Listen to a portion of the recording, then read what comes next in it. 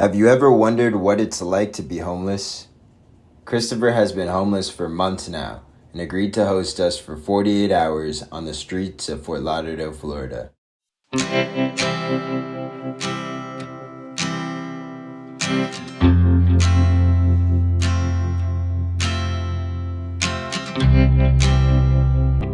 What's up, legends? We're with my brother Christopher. We did our community reach out, fed over 200 people. Chris has been out here for some time, but we're saying, hey Chris, let's get you into Faith Farm, but also we want to do what's it like in a day in your life, man. And Chris was excited about it. First, he definitely had to pray about this, and he definitely stepped up and he's like, yo, I'm gonna go ahead and do this and share this with the world. But like, explain why it was important to you to share with everybody. I think it's important to share because people need to see what it's like, to be homeless. And I feel like a lot of people really don't know what it's like. So this is a good opportunity to share with people and show them, tell them, so they can see what homelessness is like. Amen. Yeah, so then we can have that empathy, like we can really relate and see like, hey, is this okay for anybody to live this way? And then ask ourselves the next question, what are we gonna do about it? All right, and Chris, where exactly are we right now? Oh, we're in downtown Fort Lauderdale. So this is the heart of like Fort Lauderdale, one of the gems of Florida. And this is not acceptable, bro, for like really people to be living on the streets and for us to just have this culture where we just like walk by or act like we don't see these people. We really want everyone to feel like a somebody. And that's what spreading love is, and that's what Love is on the Streets is about, and that's what the love of Jesus is about. So Christopher, what are we gonna do today, man? Today we're gonna rest because God blessed the seventh day and God commanded human beings to rest. So we're gonna rest today. Important. God commanded us to rest, so we're gonna rest, man. Let's do it. And you said we're going to the park? Yeah. The park, awesome. The park would be perfect. Bro, I'm just praying, bro. Always, bro. That's good. Pray without ceasing. Exactly. Oh my gosh, she's Louise. Because they don't know Jesus, bro. Exactly. But that's what we just have to make Jesus like the forefront of everything. We do. And did you know that the first and great commandment, or what is known as the first and great commandment, is to love God with all your mind? Yes. So if you're not thinking about Jesus, then what are you thinking about? You know what I mean? Exactly. So it's actually a commandment to love God with all your mind. Yes. So that's part of the reason why you hear me talking so much about Jesus, because I try to put my mind 100% on God. Yeah. Amen. Straight? Yeah. Here's the library, but I don't want to go to I don't like to go to the library unless it's like rain. Yeah. Because I need some place to, cover from the shelter. From the rain. Thanks. Yeah. Oh, you got, yeah, so then that's where you recover from the rain and stuff, right in the library? Yeah, I actually sleep right over there. Let's go to the spot, bro. Alright. Let's go where we spending the night at. Where are we spending the night at? We can make it.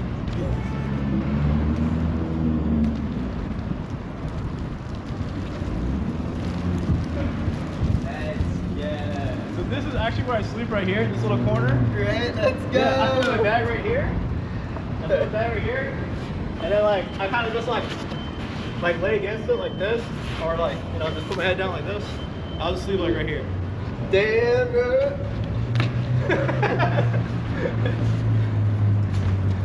Let's go. Honestly, you know what? What do you think about my sleeping spot, bro? Honestly, bro, it is like all I can do is smile because guess what? God is working a miracle today because right now we are creating a culture that says this is unacceptable. Yeah, we need to figure out a way how to get everybody at least access to housing so then they can build themselves mentally, physically, spiritually. But yeah, I'm ready for it, Chris. We're sleeping there tonight. Let's go. They do that. They do it on purpose. Yeah. For sure. To deter people from sleeping there. Yeah. Ah, that is so sad, bro. You see that? There's a bar in the middle of it. Just like sit on one of these benches. Just chill. Just like observe the dogs. Yeah. Birds. Be present.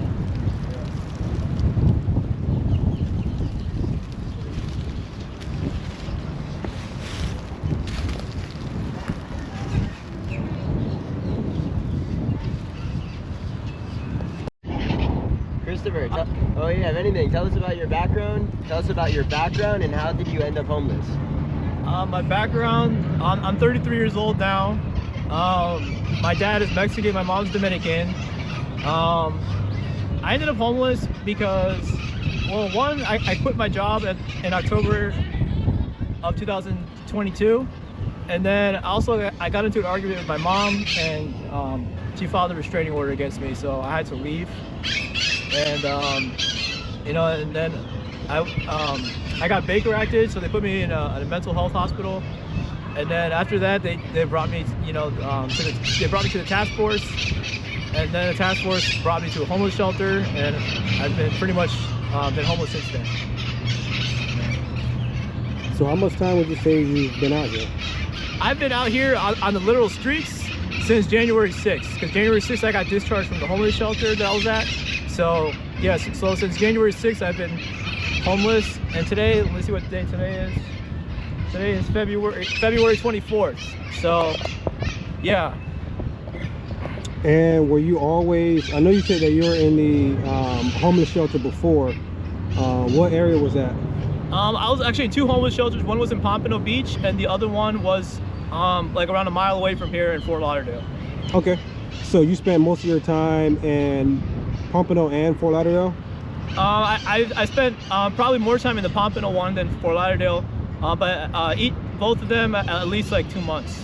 Experiences in the homeless shelter.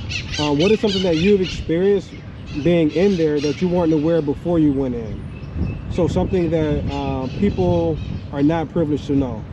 Oh, okay. Well, basically, before I even got to homeless shelter, I wasn't sure exactly how it was like. You know, I wasn't sure like what the beds were gonna look like, or you know, like how many times they feed you, and so I wasn't aware of, like, you know, they actually have these people called case managers that help you, you know, with paperwork and trying to get you help, you know, with housing. So I wasn't aware of all like the resources that they have.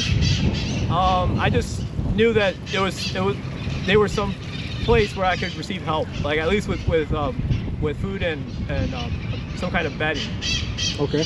Yeah. And from your experience, did they seem qualified? Did they seem concerned? Did it seem like you were just a number to them? How was your experience personally with them?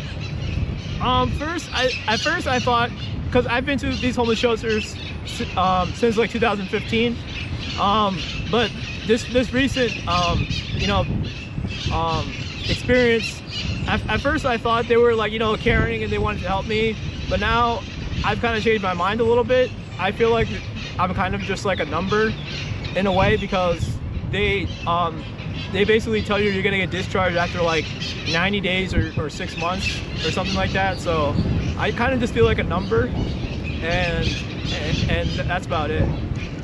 Now, when they were discharging you, were they preparing you for success, rather, like trying to set you up for jobs, interviews, resources, anything like that? Yeah, they were helping me, like you know, encouraging me to get a job, and they had at least one job fair on site. But at the end of the day, you know, I couldn't get a job, and they still discharged me anyways. Bro, I'm just overwhelmed by the power of God, bro. And that he's like touching you, moving through you, bro. I'm just overwhelmed by the fact that, bro, you sleep like at the library, bro, and that our system since 2015, like that we haven't had like a concrete place for people that need housing. Like, you know what I mean? That's something like some people may not be built, whether it's anybody, may not be built to own a house, or maybe even develop rent for an apartment. And the fact that we've created a society that is not built for everyone, and that we can just look at people on the streets and say, this isn't built for you, and we're not gonna do more about it. Like, we need to do more about it. And I know God is just like, I feel so much joy to be in this moment, because I know we're creating a culture that is changing like how the world is thinking. But then there is, I'm just really just like not trying to feel like sad or anything like that. I'm just really just saying in the joy of the risen Jesus Christ, that we have so much hope, that God wins the battle, that God is changing people's hearts. And I'm just so grateful that you're sharing your testimony, and that you are a testimony, and that you are a miracle. And yeah, much love, brother. Have you dealt with that, like sleep exhaustion? You're just tired? Yeah, a lot of that's another thing. A lot of times I am tired, and since they basically tell us to leave the place we're at, where we're sleeping, around 5 a.m. At least for me, I feel tired after I leave, and I feel like I'm deprived of sleep. So I try to find somewhere to like nap for like at least 1 extra hour, sometimes, and go from there. And as far as the social life experience, as far as friendship goes, how does that work? Well, out here you meet other homeless people, and you get to talk to them, and they kind of know that you're homeless because we keep like running into each other. But so yeah, you can just like talk to them, and then you can become friends with them too. How would we get around? Well, I can I don't have a bus pass right now, so for me to take the bus, I would have to ask for a courtesy ride and hope that the bus driver is nice enough to let me ride on the bus. And then other than that, walking, and that's pretty much it. Unless like unless I know a friend that would be willing to take me, with their car. And a courtesy ride, for those who don't know what that is, what is that? It's basically just asking the bus driver for a free ride and hoping that the bus driver lets you. I know I've seen at least one time where the bus driver kind of chews someone out because they don't have money, and he kind of just left, because I guess I don't know why exactly, but she was like, she was not happy about it. We're at the library. This is the bathroom spot. We're gonna head to the 3rd floor. Apparently that's where the nice bathroom is. Let's do it, bathroom break. So this bathroom, that corner over there. Okay. But I like the one on the 3rd floor better, just because I feel like less people go there. Yeah, that's what I was thinking. And it's probably a little bit bigger. Yeah. Good. This is the spot. This is also like where you would take a bath or like a shower. You can try, but this is a good place to wash your hands and go to the bathroom. Yes. Next spot is it's a quiet spot, so there's probably not a lot of birds there, so I like it because it's quiet. Okay.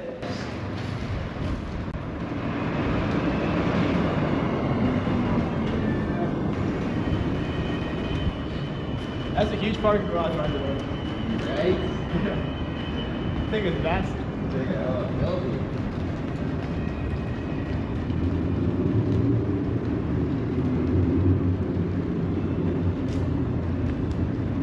You say people are genuinely like friendly, the other people living on the streets, or is there like? I feel like they're mostly friendly, but I feel like there's like one or two that are like violent. Yeah. There's that guy that pulled out the gun. I think he was probably homeless. Yeah, too. I mean, he's just crazy. Yeah. Well, we gotta pray for him, bro. Yeah. Pray for the streets. Pray that there's more love on the streets, bro. Amen. Let's go. Go to that next spot, brother. Prefer not to work out because getting a shower is not that easy. Yeah, and that's like my favorite thing to do is go for a run, bro. Run through these streets, bro, and then be able like to go home and shower right after, and then continue with my day, and then use the energy from exercising to like fuel myself. So yeah, it sucks. And the only way you can exercise is like really walking, and you can't push your intensity because you can't take a shower after. This is unacceptable too, bro. So Christian, where we're going? Right now we're going to the bus stop where they're serving food, but we just saw that there's some people like serving some blessings here, so we thought we might as well take a look. Food? Thank you. Hey, God bless you. Thank you. What kind of food is it? Today is spaghetti and meatballs. Nah. Meatballs? Okay. Take it for the road, if anything. No cheese. I'm just happy to be here. I'm grateful for today. I thank God for today. I think that people were nice enough to give me free food. I'm also excited to really see what goes on in the day-to-day life of Christopher, or just somebody in general, just like that's generally living on the streets. And man, I'm just excited too, because I really do feel like what we're doing by like bringing attention to this is creating a culture that empathizes with the human being and that brings dignity back to human life and sees us more all as people. And yeah, I just hope that more people can continue to like basically step in the shoes of Christopher through this documentary, and step in the shoes of anybody that they see living on the streets, and not just sit around and say like, hey, like somebody else will do something about it. You are the change. So again, let's all be the change that we want to see in the world, and hopefully this testimony, this story, this documentary changes the hearts of the world. Let's go. As we're developed enough as a species, bro, to give everybody a house. Yeah. Like these people need like bags of toiletries, I'd say. People definitely need a shower, laundry station, prayer, of course. Another person pulled up, and yeah, let's go ahead and check out what this person blessed us with. We got cookie and cupcake. Let's go. We got some bread snacks. Awesomeness. We can save this for later with the container, the water. Ooh, and it smells good. That rice, chicken, beans. Let's go. Now we've been out here for what, about 5 hours, 6 hours? Yeah. And how many meals were we given in that time frame?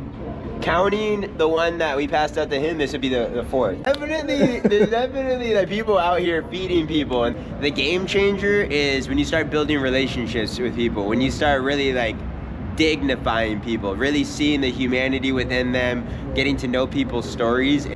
Jeez Louise, thank God for all this food though. Let's continue to push the bound. This is a challenge, bro. The things that we're asking for are hard. They're supposed to be hard. They're supposed to be a challenge. Like, you're great when you're lifting weights. You see this guy, Daniel, man, he's like jacked, super jacked, but it wasn't easy. It was hard. So like the challenges that we're asking to do are supposed to be hard. They're supposed to be heavy weights for us all to lift, but guess what? The weights are always easier to lift when we lift them together. Let's go. Let's go. God will test you to see whether you do love him with all your heart and soul. It's like saying, I'm going to allow the false prophets among you to test you, to see what you're going to obey, you know what I mean? Like, yeah. It's kind of like a test. All these people sleeping here. This is me and Chris's spot right here. This is not normal. This is not optimal. We need more homeless shelters. We need more lovers on the streets. Let's go. The Lord is one. You shall love the Lord your God with all your heart, with all your soul, and with all your strength. And these words which I command you today shall be in your heart. You shall teach them diligently to your children, and shall talk of them when you sit in your house, when you walk by the way, when you lie down, when you rise up. You shall bind them as a sign on your hand, and they shall be as frontlets between your eyes. You shall write them on the doorposts of your house and on your gates.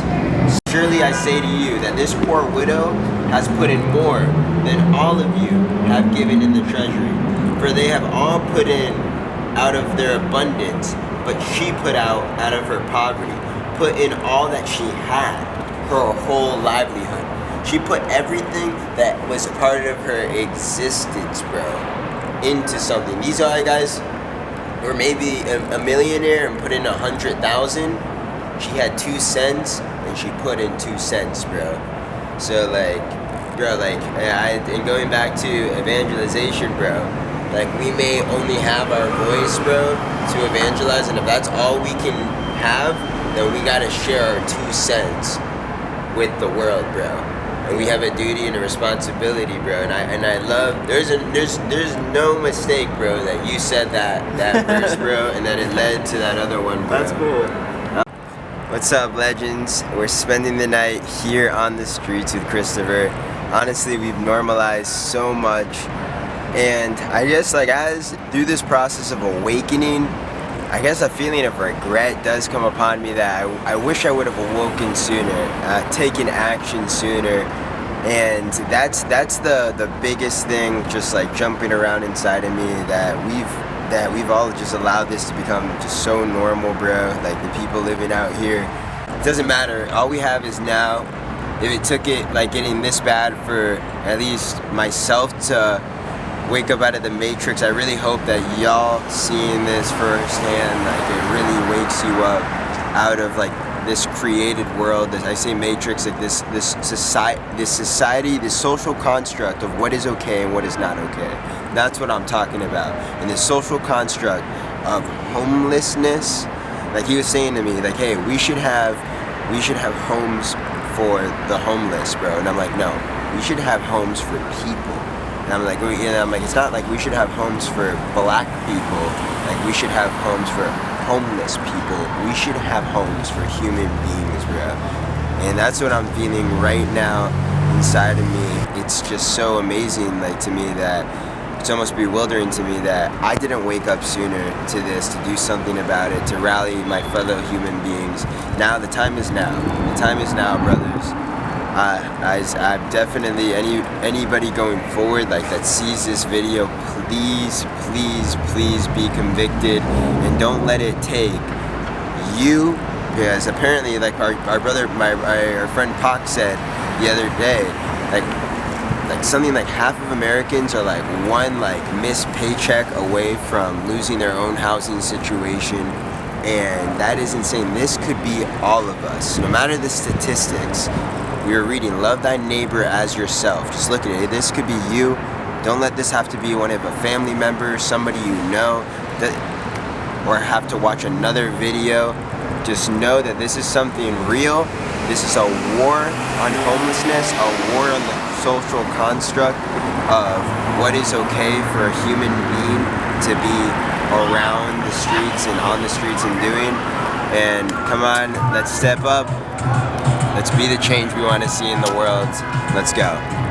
Chris, how does it make you feel like when you see all these people walking by and they obviously see you, man? It makes me feel like, you know, I feel like I don't fit into society or something, you know. It makes me feel like I don't know. I feel kind of, you know, just not part of society, you know. Yeah, that's how I feel about it.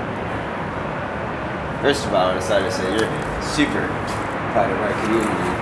Thank you, brother. Yes, sir, bro. And second thing is, what do you think goes on in the minds of people that, like, of course we'll never truly know, but just what does your intuition tell you is going on in their heads? I feel like they're probably thinking like, you know, why are these people sleeping there? Why don't they go get a job? Something like that. I'm not sure exactly what goes on in their minds, but I'm thinking maybe something like that. And if you could say something to the people that are just like walking by, like what would you tell them? I don't know. I guess I would say, you know, maybe, you know, just say hello and tell them that, you know, maybe share my story with them and, you know, tell them, you know, how I became homeless and why I'm homeless and things like that. And one thing you said to me that struck out was that somebody could be literally just like down the street and right in front of you, and then that would be somebody that could be your best friend, but you'll never know it because you never said anything to them. So it's like you might have you might be somebody's best friend, and they're walking by you, and they're neglecting themselves the blessing from just not speaking to you, or not speaking to him or her, or some of these people. All right, Chris, what are some stereotypes about people living on the streets you get hit with? I'm gonna try to remember. See, I basically I've been called a bum before for being homeless. What else? I've been told that that's not normal. And yeah, those are basically the ones I can remember right now. And then what do they think? Like, what judgments or preconceived ideas do they say? Like, this guy, like, I will say something that I know. Like, hey, this guy might be on drugs. This guy might have, like, mental conditions. What are some that you've heard before? Like, that you know maybe, or you might know that people think? I think people think that homeless people are probably crazy, or they're on drugs, or they just don't want to get a job, something like that. Sheesh Louise, bro. And from your experience, I mean, is that something that's common? Is that something that's true? I feel like, sometimes, it could be true for some people, but not everybody. So I don't think it's a fair judgment to put on everybody. Facts. I feel like some people actually try nearly every day to find a job and they can't get a job. Yeah. It's just the way it is. Valid question right now. So let's just say somebody is crazy. Let's just say somebody is on drugs. Like, let's just say somebody is like all those things. Do they still deserve our love? Yes, absolutely yes. Okay. So they still deserve for us to sacrifice our time to be there for them, to make sure that they just meet basic human needs. Yeah, definitely. Yeah, and I definitely have to agree, and I hope like everybody watching this could agree that even if they are crazy, even if they just don't want a job, even if they still deserve it. It doesn't matter. Like the X equals, you can fill out everything. Love is the answer every single time. That's the formula. Nah, bro. Amen. I'm glad that. Nah, bro. It didn't matter, bro. Too, like what the stereotypes were. I'm just really curious. Like, there's gonna be some people that match up like the black and white, like what people might think like drugs or like crazy and XYZ. Who knows, bro? But then it doesn't matter, bro. We need to stop putting conditions on love. Love is unconditional. Like, that's the whole point of this, that God is perfect. God sent his son who is perfect, and then looked at us and said, these people are still worth being in heaven, even though they are so imperfect. Let's do it, bro. Let's create the kingdom of heaven here on earth, bro, for everybody. Awesome. The boys out here shooting the docuseries. Yes, legendary. We just went over stereotypes about people living on the streets. You know how we do. How's the sleepover on the streets going, bro? How's it going, bro? It's going good. It's going good? Awesome, bro. Yeah, hopefully, like, it's been a lot of fun, but hopefully this is, and tomorrow night is the last night that we're sleeping on the streets. In the name of Jesus, let's go. Let's get it. Hey, brother. So, what time is it, Chris? Tell us what time it is. 12:50. 12:50. Yeah, I can see on your Apple Watch. And it's around 58 degrees? Yeah, it's like 58 degrees. It definitely feels colder than it is. Especially when, bro, maybe, I'm praying, I'm really working on keeping my thoughts occupied by God too out here, but the ground is hard. I feel like I'm slightly adjusting to the ground. I feel it's cold and windy, and I guess I'm just reminding myself that this is only a day for me. Like, this is only a few 48 hours that we're gonna be doing this. Like, this is some people's whole reality and existence, and I'm just so grateful to be. I'm just so grateful to be in the opportunity to be choosing to do this, to better understand this, to put an end to this type of social acceptance, and being able to where our society just walks by and just doesn't feel so motivated to do something about it. I'm so happy that I'm choosing, and that God gave us, son Daniel, God gave us the desire to want to be out here with the people on the streets, and I'm grateful because how many people actually genuinely would want to better live in somebody's shoes out here, to better understand them. So I thank God for making us like that. This is crazy, man. And I just hope that this act of faith, Christopher's act of faith, for allowing us to be on this journey with him, inspires all y'all to make a world a better place. And then let's just write the greatest story, bro, where this is just a memory in humans' past time, where the next generation, it's almost even hard for them to imagine people living on the streets, man. Our kids, our kids, our grandchildren, great-grandchildren. Let's really create a world where it's really hard for them to imagine this. Let's do it. We got some hope out here, bro. Police officers showing up big time for the community. Let's go. Giving us some glizzies. Let's go. Appreciate it. Awesome. Officer, appreciate you, man. Yes, sir. Yes, sir. You have a good one, man. We're here with Michael. Michael, no wrong answers. What are some of the common opinions you think people have and stereotypes about people living on the streets? I mean, first of all, coming from a third world country, there's a difference. Over here, as you can see, they're just having a bad time. They're not dangerous people, they're good people. They really need help. And whatever we can do, definitely we have to wake up that part of us that make us feel like they exist. They're not ignored, just not ignore them, which most of the time we do. I actually do. I'm part of the problem, so let's try to find a solution. Thank you, Michael. Nah, it's huge. Thank you for taking the time, brother. Okay. Appreciate you. Tell me when. All right, we're here with Tiago, bro. Tell us what you think, maybe some stereotypes that people have on the homeless living out here. I mean, they have a lot of stereotype, but I feel like a lot of these people are out here because maybe we're not giving them the opportunity that they need. You know, as a country, we should be taking care of our homeless. There's no reason why they should be laying out here cold like that. Man, we in Florida. Right now it's like 50 degrees. They out here like that. This is the land of the free. We should be taking care of our homeless. That's what I believe.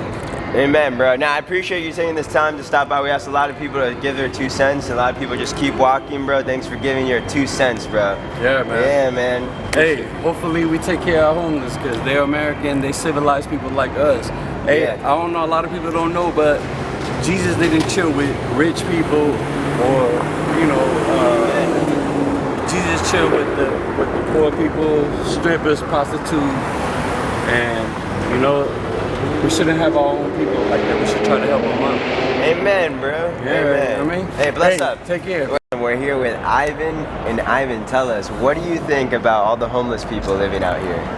Yeah, I think it's a pretty big issue in United States at all, but in Florida, on that level of Florida, that's not that much number of homeless people. So I think it's not really hard to government to deal with that, to solve some issues with that problem. So, Kevin, what do you think maybe are some like stereotypes against homeless people that people have? And then what do you think we could do to help these people more? I think the stereotypes are that they drink a lot and that they don't contribute to society. And a way to fix that is that, you know, their lives matter too. So. Amen. I really appreciate you taking the time and stopping and saying something. And yeah, we were talking about that earlier, bro. Like, it doesn't matter, like, if these guys maybe are drunk all the time. It doesn't matter if they're not working, bro. Like, their lives matter too. They're still human beings, bro. Let's not forget that, bro. Appreciate it. Good morning, good morning. Let's go, my brother. They're booting us right now. Like you said, right on time. Telling us we gotta go. Had to start our day. Good morning. God is good. Amen. Gotta get out of here. Starbucks, Chris? Starbucks it is. Let's go. Alright, with Chris at Starbucks. Let's go. Charging up. You know how we do. What's up?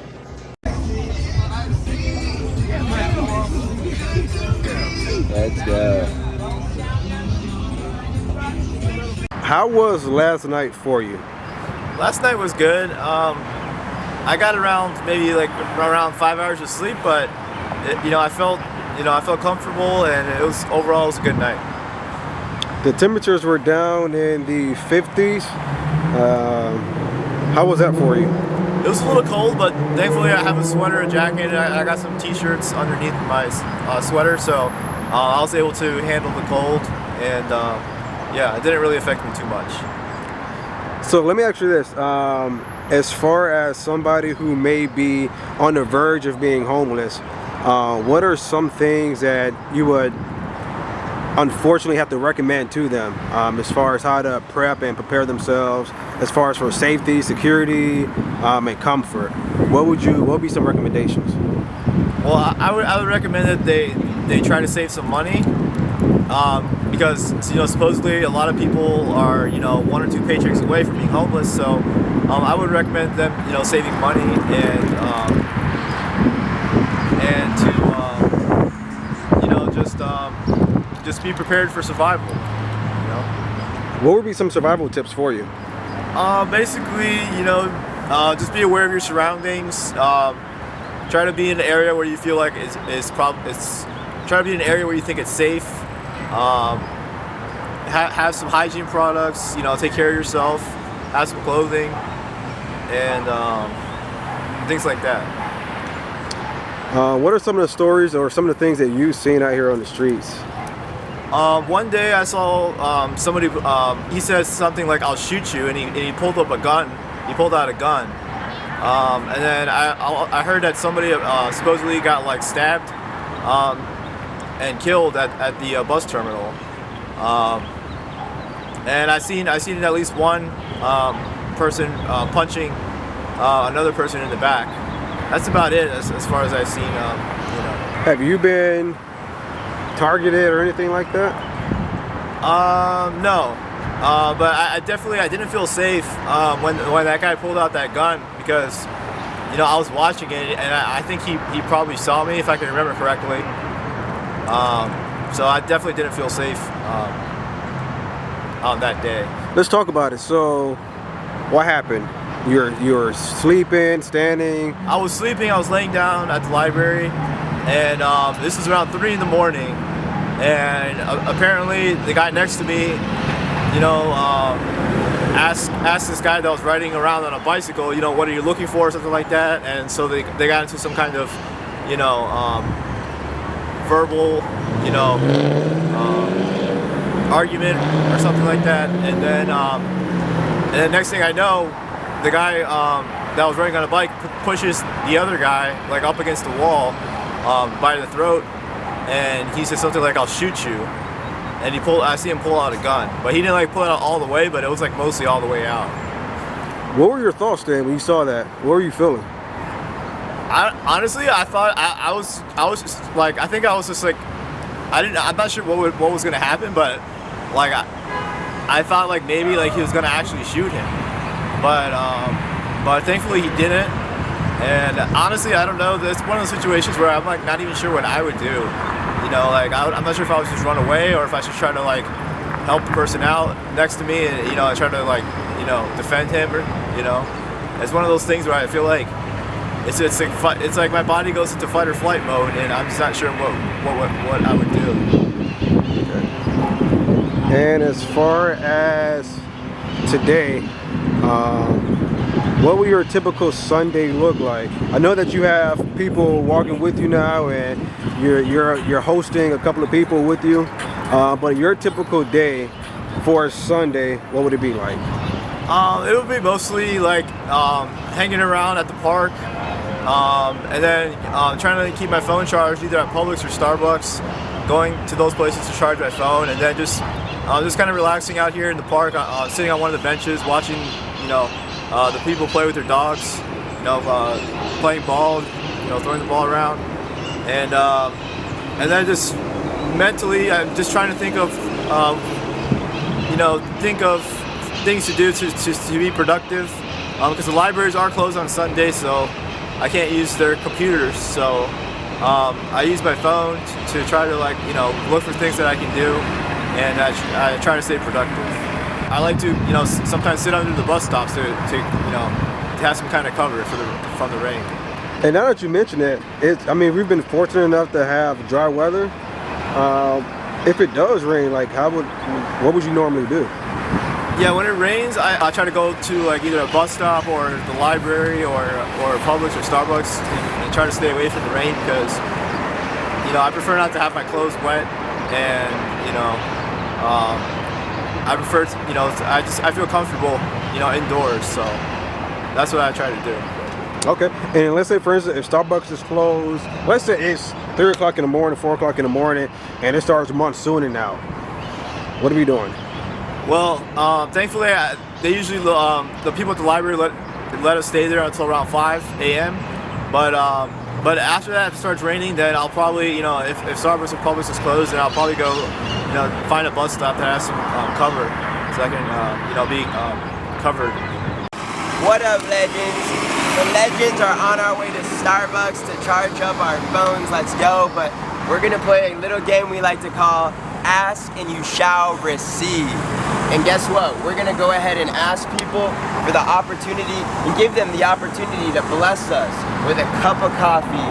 And then over a cup of coffee, we can go ahead and discuss our plans to build a better future. But I want you to embrace this game of Ask and You Shall Receive, because God commands us to do it, bro. And if we do it with an intention, a purpose, like how we're gonna use that cup to share in fellowship and create that plan, bro, God will grant you that blessing, and you have to be persistent, you have to be bold, and you have to believe, and you have to have faith, and hopefully we can apply this to infinite aspects of our lives. Let's go. So we just finished up at Starbucks. The miracle happened. Somebody donated us 3 coffees for us to go ahead and share fellowship and write up that plan, that year of success, where Christopher imagines himself in a year. Now we're off to the pizza place, Crafts Pizza. God willingly, they'll donate a pizza to our mission, and so we can go ahead and share in fellowship with the pizza and celebrate the success of writing that plan and the success of going to Faith Farm tomorrow. Let's go. Let's go. Went to Pizza Craft. We asked if they would go ahead and donate a pizza to our mission, and they told us a manager, they would love to, but a manager's not on site, and a manager would have to approve it. We asked him to give them a call. He said that he's out of town until Tuesday. It's all good. We're gonna give somebody else the opportunity to be a blessing. Let's go. What's up, legends? We just went restaurant to about 7 restaurants asking for meals, and guess what? Every single one of them told us no. It's all good.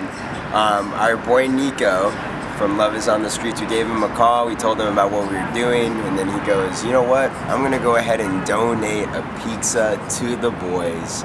So now we're enjoying this slice of pizza. We just prayed that this food would bless us. And yeah, man, it's definitely been a journey out here. It's been a roller coaster of emotions, and it's definitely been harder than either of us could have ever expected, that's for sure.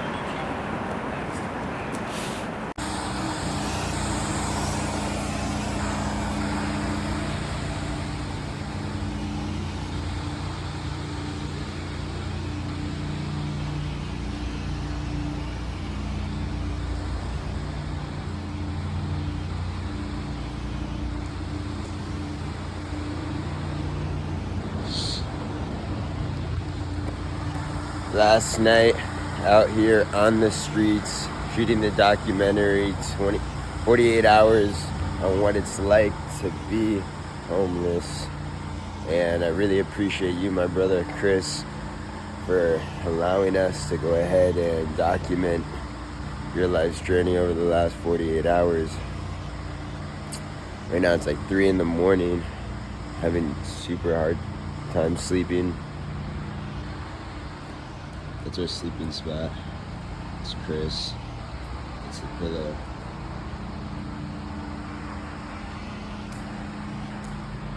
Wrapping things up over here strong. All praise to God, who gives us our strength. It's definitely cold out here. It's definitely brutal. Those guys that you saw in the beginning power washing around 5 o'clock, they will get finished with over there, they'll get over here, and they will tell everybody to move and good morning, and it's time to start your day. So yeah, getting sleep out here is almost not a thing, I guess, unless you're completely broken, completely sleep deprived, and then you're just passing out anywhere.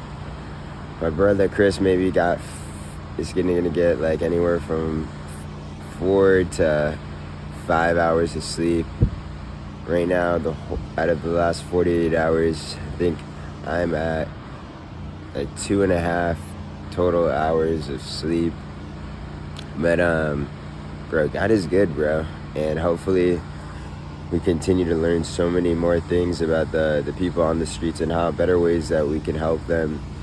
And I'm so blessed, bro, for the opportunity to be able to serve our brothers and sisters, to be able to share Chris's story. And then I'm so excited for Faith Farm, bro. It's gonna be so amazing tomorrow, a miracle, and to like really get this guy into housing, man, and then hopefully get other people inspired too.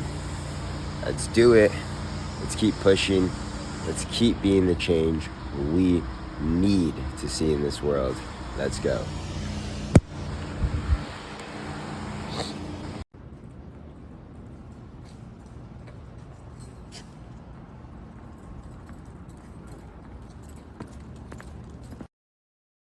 Finally, that Starbucks bathroom coming in clutch. Let's go.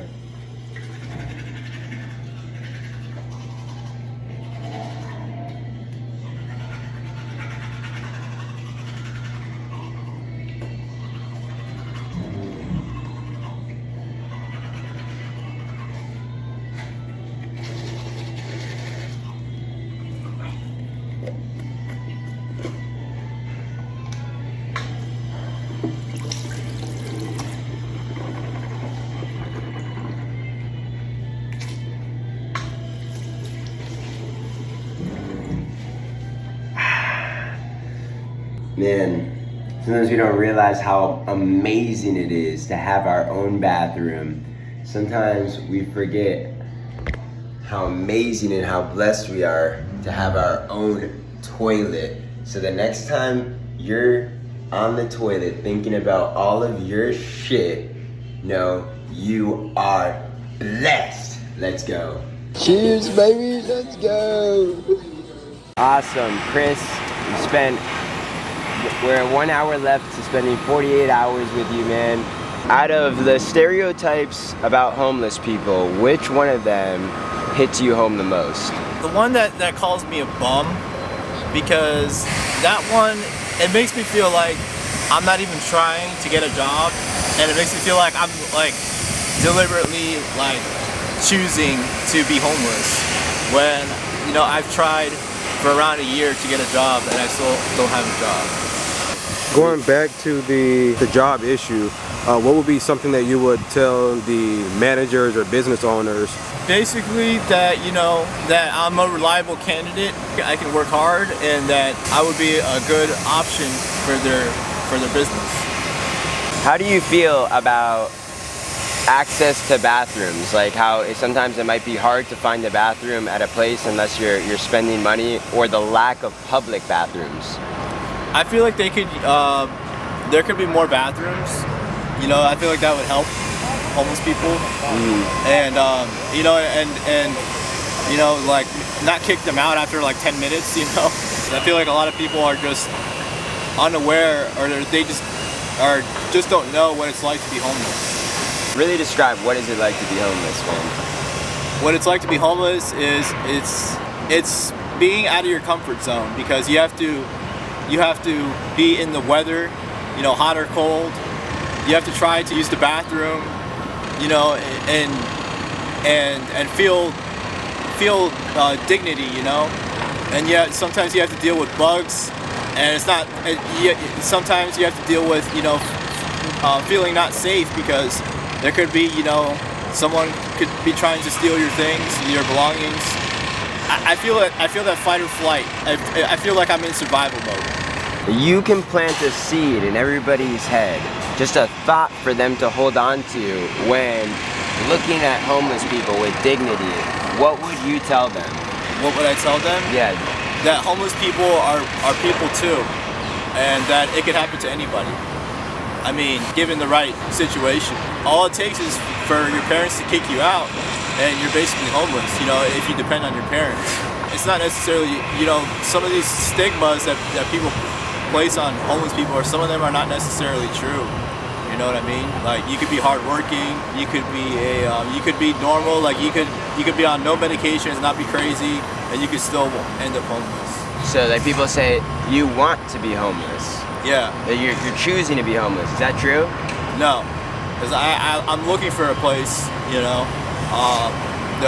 Even the homeless shelters, they basically say that, you know, after you get discharged, they give they basically say you can't come back, you know.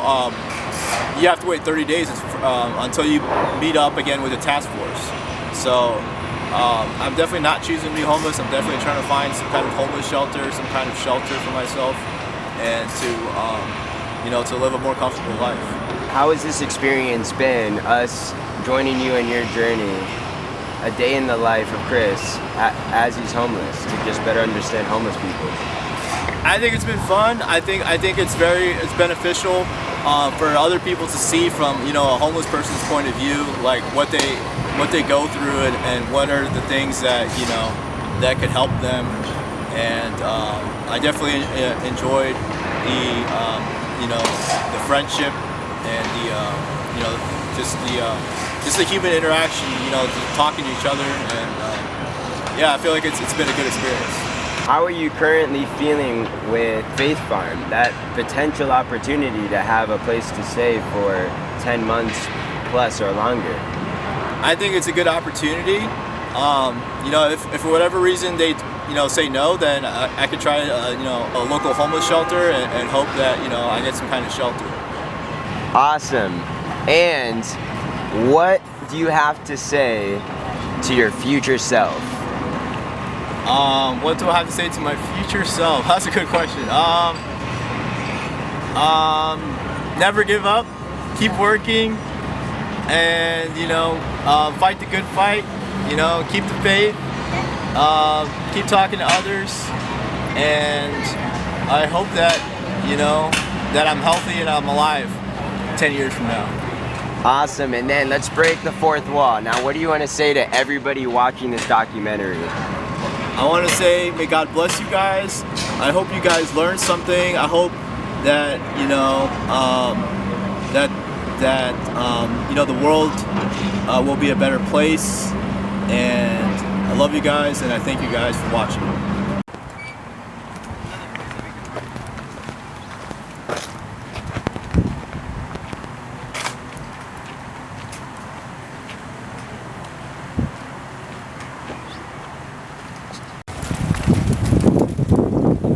Legends, we just got to Faith Farm. We're about to meet with Pastor Ramon, where he's going to go ahead and give our guy Christopher the rundown about Faith Farm's program.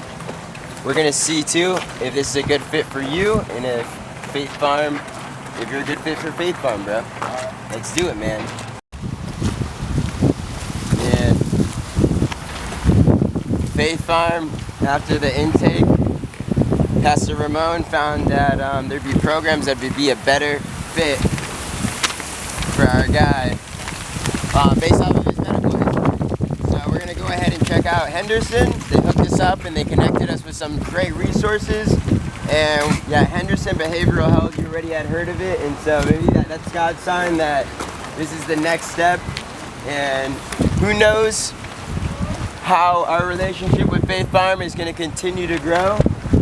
Maybe you'll be back here, bro, but God willingly, we'll figure all this stuff out at Henderson, get our boy in housing, and so he can start being a role model for the rest of the people in the neighborhood. Let's go. Quick summary, we went ahead and pulled up on Faith Farm. They gave us information for some other places, and even went ahead and left their door open. They said, hey, if this guy is willing to get a note from a doctor that this place is the best place for him, then we'll go ahead and take him in tomorrow. And Chris, he definitely has other plans for himself, and we respect it. We dignify him, and we're gonna go ahead and continue to build him up as a person, be here for him in the ways that we can. Definitely are going to continue to push him to seek out places. We were more than willing to take him to these other places.